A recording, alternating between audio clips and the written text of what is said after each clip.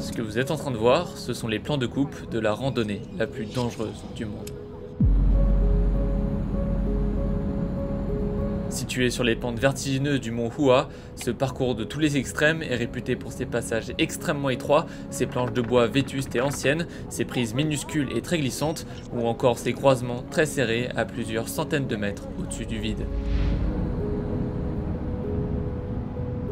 Plus de 2100 mètres de vide séparent ces pionniers de l'extrême du sol, avec en guise de support des petites lamelles de bois insignifiantes n'excédant pas 30 cm de large et très glissantes quand vient la tempête. Chaque année, nombreux sont les randonneurs aguerris qui perdent la vie sur le trajet, certaines rumeurs parlent même d'une centaine de pertes humaines par an. Beaucoup sous-estiment les risques liés à cette randonnée, la plupart pensent qu'ils ne risquent rien grâce à leurs harnais et leurs mousquetons, mais en réalité, le danger est partout sur le trajet. La majorité des médias internationaux sont unanimes quant à son sujet, c'est la randonnée la plus dangereuse au monde, et dans cette vidéo, nous allons découvrir ensemble pourquoi. Tout au long de ce mini-documentaire, nous allons rentrer dans la peau d'un randonneur de l'extrême qui a pour mission de braver ce parcours.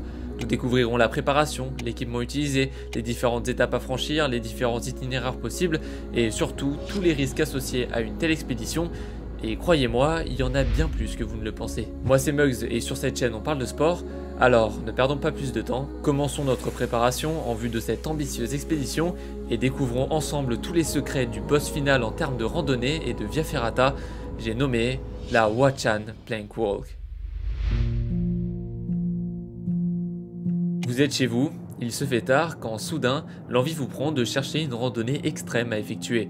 Situation peu probable, mais imaginez quand même. Vous cherchez alors le nom de la randonnée la plus dangereuse du monde et la plupart des résultats sont unanimes. Il s'agit de la Huachan Plank Walk. Huachan pour le mont Hua, une des 5 montagnes sacrées de la Chine située dans la province de Shaanxi, et Plank Walk qui signifie promenade de planche, une définition qui prend tout son sens à la vue de ces images. Vous décidez alors de prendre vos billets d'avion et de partir à l'aventure.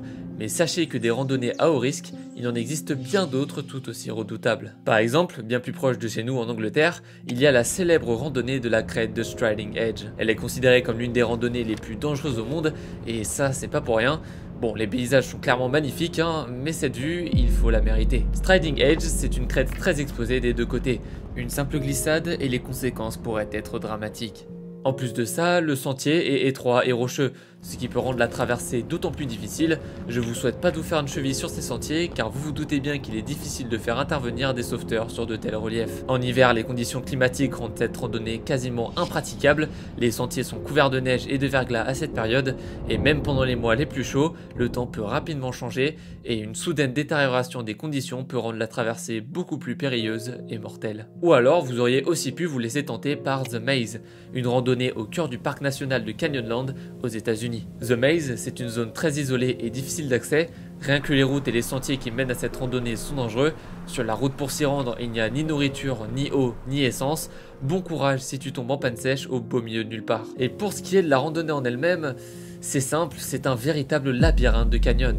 La navigation est très difficile et peu balisée, et les randonneurs doivent donc être capables de lire une carte et de naviguer en totale autonomie. Les conditions météorologiques peuvent là aussi changer radicalement en quelques minutes, et pour finir, c'est une zone si reculée qu'il n'y a quasiment aucun service de secours pour aider les randonneurs en cas de problème. En cas d'urgence, il peut être difficile, voire impossible d'obtenir de l'aide rapidement en raison de l'éloignement de la zone. J'aurais aussi pu vous parler d'El Caminito del Rey, un parcours mêlant comme pour celui de Huachan, randonnée et via ferrata, mais celui-là je compte bien le présenter dans une future vidéo, donc n'hésitez pas à vous abonner si vous ne voulez pas la rater, je pose ça là. Bref, ces randonnées sont franchement redoutables, mais en réalité, elles n'arrivent même pas à la cheville de celle de Huachan.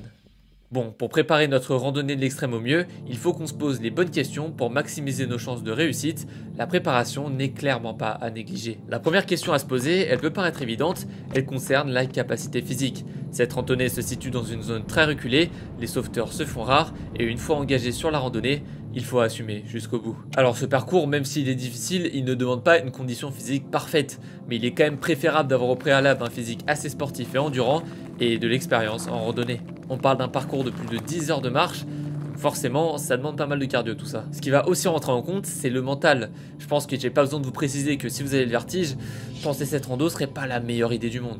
Autre difficulté à prendre en compte, la barrière de la langue. Ouais, faut pas oublier que notre expédition prend place dans une zone très reculée au fin fond de la Chine, une zone où l'anglais est très peu, voire pas du tout utilisé. Il faut donc avoir quelques notions en mandarin ou un bon traducteur pour comprendre les panneaux de signalisation, les panneaux de danger, les directives expliquées par les guides, ou encore pour bien se faire comprendre s'il arrive un problème. Ensuite, une des questions les plus primordiales à se poser, c'est de se demander quelles sont les meilleures périodes de l'année pour se rendre sur ce mont. L'hiver ? Surtout pas. En hiver, les conditions météorologiques rendent la zone difficile d'accès, la météo y est très instable et la température peut facilement tomber sous la barre des moins 10 degrés en altitude dans cette période. Mais ça, c'est pas vraiment le pire.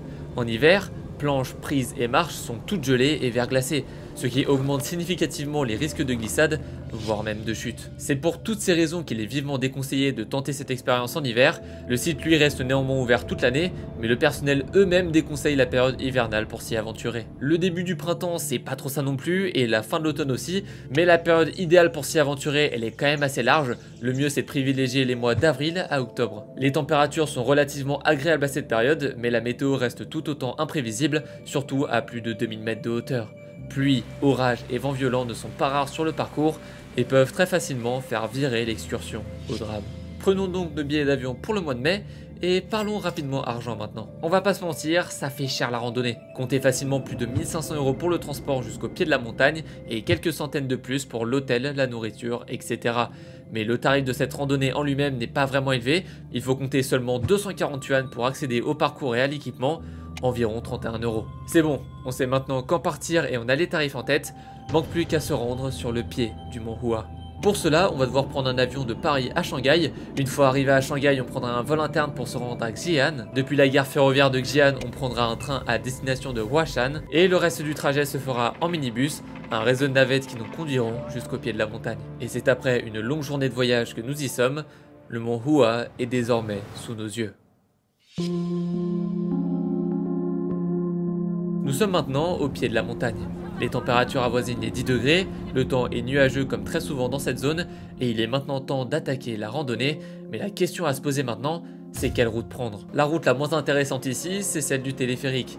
Ouais, depuis les années 90, un système de téléphérique a été installé et il permet de rejoindre le sommet en moins de 10 minutes, et ce, en toute sécurité, sans le moindre effort. C'est pas vraiment passionnant tout ça, vous vous doutez bien. Autre route très peu technique mais très éprouvante physiquement, la route du West Peak.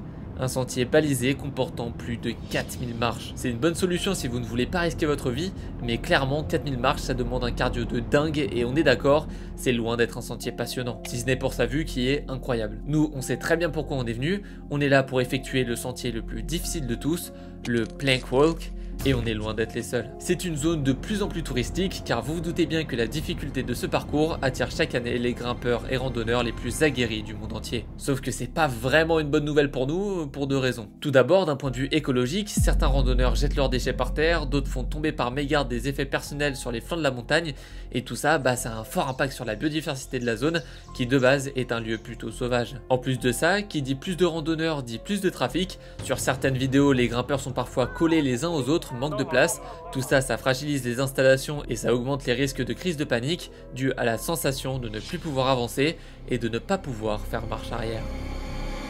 Bon, pour mieux comprendre le parcours qu'on va emprunter, faut savoir que le mont Hua ne possède pas un, mais 5 sommets. Le pic nord, le pic ouest, le pic est, le pic central et pour finir, nous avons le fameux pic sud, celui qui nous intéresse tout particulièrement. Il s'agit du plus élevé des 5 sommets et il offre une vue vraiment spectaculaire, mais cette vue, il faut la mériter. Je vous le disais tout à l'heure et je vais très vite faire une parenthèse là-dessus avant de passer à l'expédition, faut savoir que cette montagne est considérée comme sacrée en Chine. Le mont Hua est souvent considéré comme un lieu de grande importance spirituelle. Il est dit que de nombreux sages taoïstes ont choisi cette montagne pour sa tranquillité et son énergie pour pratiquer la méditation et chercher l'immortalité. Une légende locale très célèbre raconte que Lao Tzu, le fondateur du taoïsme, une religion chinoise, a laissé derrière lui des recettes d'élixir d'immortalité cachées quelque part sur le mont Hua. Cela a incité de nombreux alchimistes et chercheurs d'immortalité à explorer ces sommets et ces grottes en quête de ces précieuses recettes. Faut savoir d'ailleurs que de nombreux adeptes taoïstes habitent sur ces sommets, au sein d'un petit village suspendu, loin de tout. Bref, maintenant qu'on a posé tout le contexte, c'était long mais nécessaire pour bien comprendre ce qui va suivre et pour bien s'imprégner du décor, il est enfin temps pour nous de la faire, cette randonnée de l'extrême. Cette randonnée commence tôt le matin. Et pour cause, elle va durer plus de 10 heures. Ouais, quand je vous disais qu'il fallait de préférence un physique endurant et sportif, c'était pas pour rien. Après les 10 heures, c'est dans le cas où vous faites la totale, hein, c'est-à-dire les 5 sommets en une journée. Mais évidemment, il existe des alternatives bien plus courtes. Le planning de la journée est donc très chargé, mais on a tout ce qu'il faut. Des barres énergétiques, de la nourriture, de l'eau, un sifflet en cas d'urgence, une torche quand la nuit tombera et une trousse de secours, on sait jamais. Alors ici, je vais pas détailler l'entièreté des 10 heures de randonnée. Globalement, on est sur beaucoup de marches et beaucoup de sentiers étroits, mais j'ai plutôt m'attarder sur les parties les plus dangereuses et plus particulièrement l'ascension du col sud.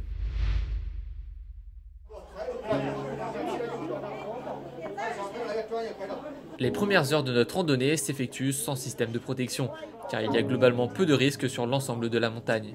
Mais une fois arrivé à plus de 2000 mètres d'altitude, lors de notre ascension du col sud, tout va prendre une dimension bien différente. Pour l'atteindre, nous devons tout d'abord passer par un sentier extrêmement étroit d'à peine 40 cm. À ce moment-là, nous n'avons toujours pas de système de sécurité, une simple chaîne nous sépare du vide. Comme vous pouvez le voir, il y a globalement beaucoup de monde sur cette section, c'est un des passages où les bouchons sont les plus fréquents, pour la simple et bonne raison qu'il est le plus étroit et le plus emprunté de la randonnée. En plus du vertige, il est donc déconseillé de souffrir d'agoraphobie, une peur des lieux d'où il serait difficile ou gênant de s'échapper ou d'être secouru. Parce qu'il est clair que dans cette zone, les tentatives de sauvetage sont extrêmement périlleuses et l'atmosphère peut vite devenir très anxiogène. Je sais pas vous, mais cette sensation d'être au bord du vide, pris dans un flux de randonneurs aussi dense, ça me met vraiment mal rien que d'y penser, je vous le jure. Une fois arrivé au bout de ce petit chemin étroit taillé dans de la pierre, il est temps pour nous de se munir de baudriers et de mousquetons, car la suite promet d'être bien pire. Il serait impensable de continuer le trajet sans. Et pourtant, faut savoir que ce système de sécurité a été installé en 2003 seulement. Avant, fallait faire sans. Sauf que bon, vu le nombre de chutes mortelles enregistrées à l'époque, ils n'avaient pas vraiment d'autre choix que d'opter pour cette option plus sécurisée quoi. Et une fois le système de sécurité installé, l'enfer peut réellement commencer.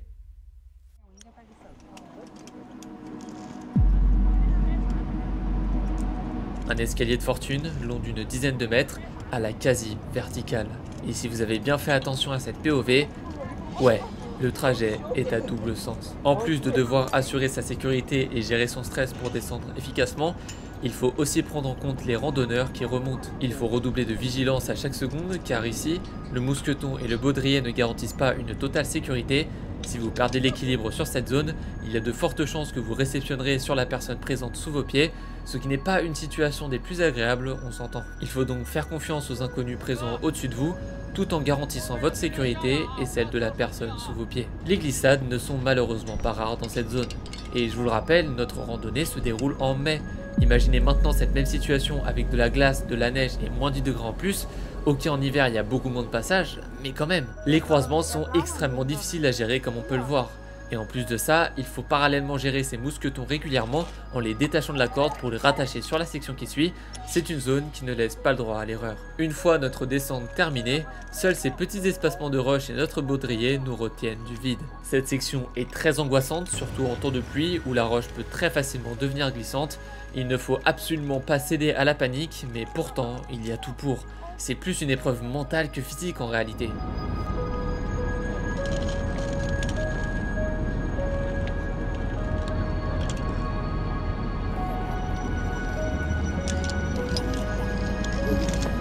Après ce passage étroit, il est temps pour nous de passer à la section la plus connue de cette randonnée. Vous me voyez venir, je parle bel et bien du fameux Plank Walk. Encore une fois, oui, ce passage n'en fait pas exception. On est sur une section à double sens, pratique sur des planches d'à peine 30 cm finalement. Sur cette section, il n'est pas rare pour les grimpeurs de se prendre en photo, parfois en prenant des poses plutôt osées. Et si je vous parle de ce détail en particulier, c'est à cause du nombre de décès causés par cette simple action. Ça, on en parlera plus tard dans la dernière partie de cette vidéo, qui elle sera dédiée aux accidents les plus connus de cette randonnée.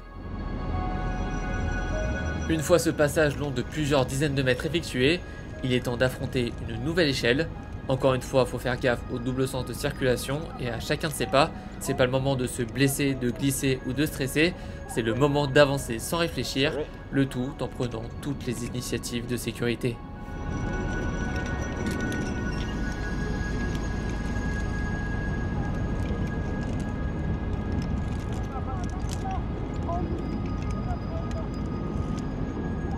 Une fois cet escalier monté, on arrive sur une petite terrasse isolée de tout, doté d'une vue vraiment mémorable. Et je sais pas si vous y avez pensé, mais forcément ce trajet va falloir le refaire quand il faudra faire demi-tour.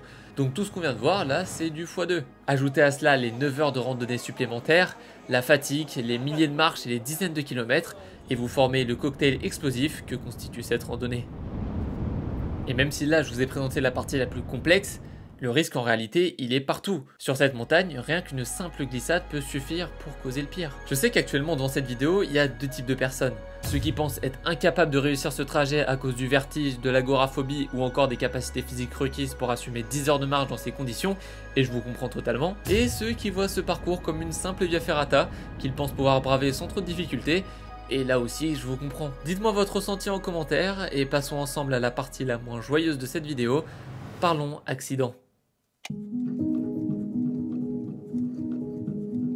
Oui, plus de 100 pertes humaines par an, c'est un chiffre que l'on retrouve très souvent au sujet de cette randonnée.